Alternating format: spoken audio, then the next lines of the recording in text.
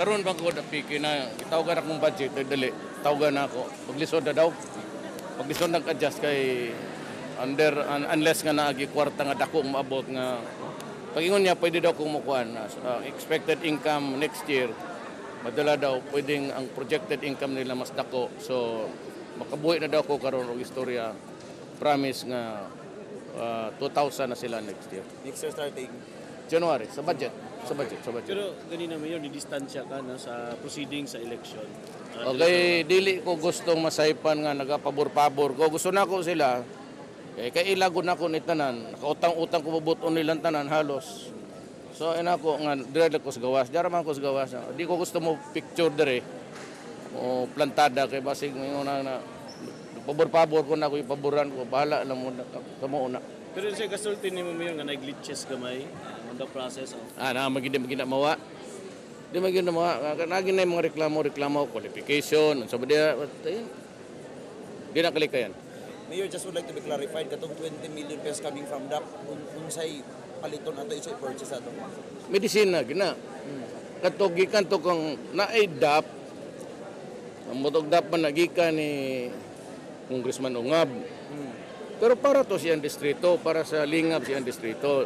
Karon padawong sa ako, tan-aw gud nako nga mayor ko sa tulo ka distrito, ug di nako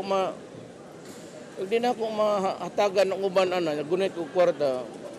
Masakit man pud sa akong buot nga na mga taong matagaan na idili, pareho mo ta na taga Davao. So diretso na ko ang kwarta sa DMC. Walay 5 centavos. Ang kwartang diretso dahil naughatag dito. May mga elected officials, Mayor, especially national level, na nitabang diri sa ato. Senator Revilla nitabang na. Pia Cayetano, Jingo Estrada, I think once upon a time also helped. Ang consistent na si Pia Cayetano og sa itong uban. Basta na yung mga senador nga nanghatag po. Kana extension karon sa SPMC that is coming from Senator Pia Cayetano. O kanang bagong building, tutong tupad atong sa cancer patients, mga bata, itong sa likod, kampiya na. DAP na ni Pia. Kung saan yung bagong project ni Presidente sa likod sa SPMC niya?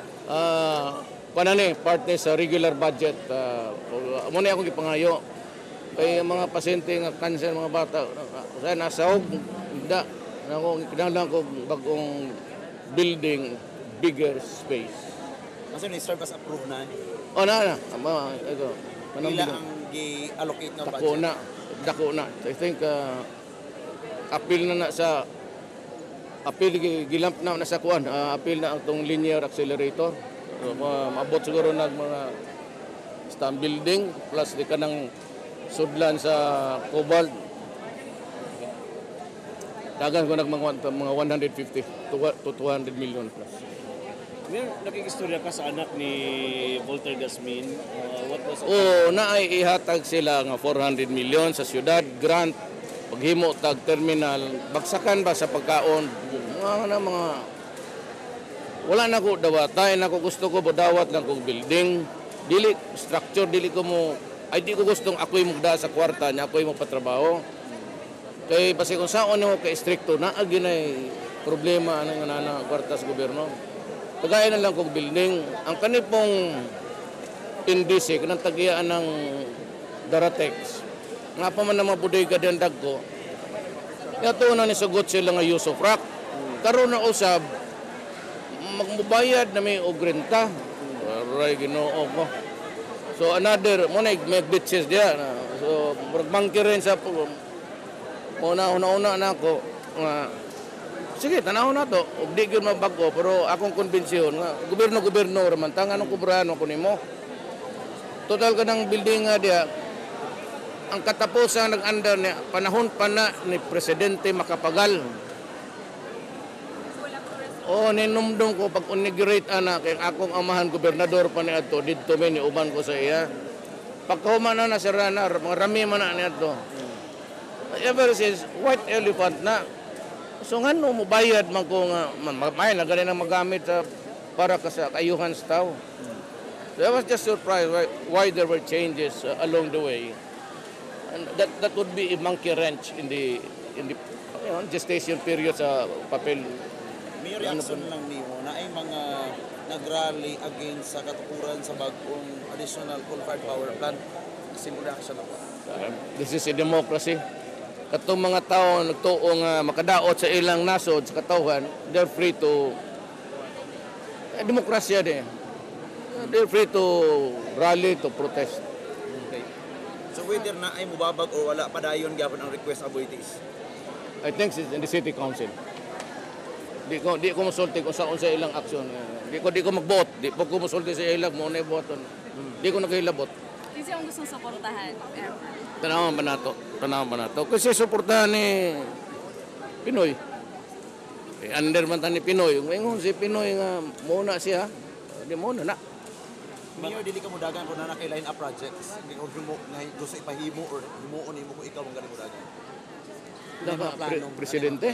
Opo. Di ko Pero if the president Katong opted, mention mo kanina, those are, unsa man to? Dili ko presidentiable. Wala ko'y kwarta. Wala ko'y kwarta. Ang akong dakong kwarto mabot, muna magdahil ko akong pensyon, kay dako kay na milyon na. Dili ko mudagan. Dili na ko. Wala ko'y kwarta. Mayor, do ang constitution na yung mga grupo, especially Caloocan representative, they want to amend the constitution para daw matag extension ang term ni Pinoy. Well, kongreso man na, og ilang ipasa, so mapunggan ba nato na? Sila man po'y mag-vote. Let them. O kung ang naibagong balaod that would allow the president to govern again for another 6 years, so be it.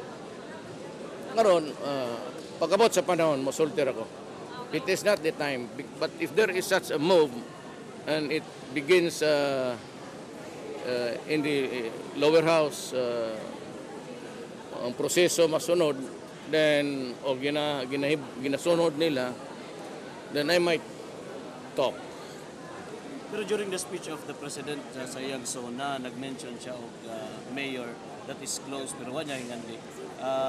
Kung if ever man ikaw ang iyang Wala, dili, wa sa mag-mention og mayor. Siya yung mga officials na Mag-ingon ba siya? Dili yung pangalan, dili yung pangalan. Ano siya giing siya nga mayor lang? Bahala siya. Og i-mention po ko niya, okay lang, og dili, maayo po. Will you tell tumasanggit, stop na. Di man po mundang. Suko man. Ayun siya nga. Kuwento na daw sila Manila Mayor, ay nakuha na nila ang tibok. Umingo, si Mar nga umingo, lang ko gilabti mo, kung labot ni mo, kung mga ayo ni mo. O naman siya, kulingong bot, kasi yung financer. Iyan mo nang buot-buot. Salamat. Thank you, Mayor. Salamat.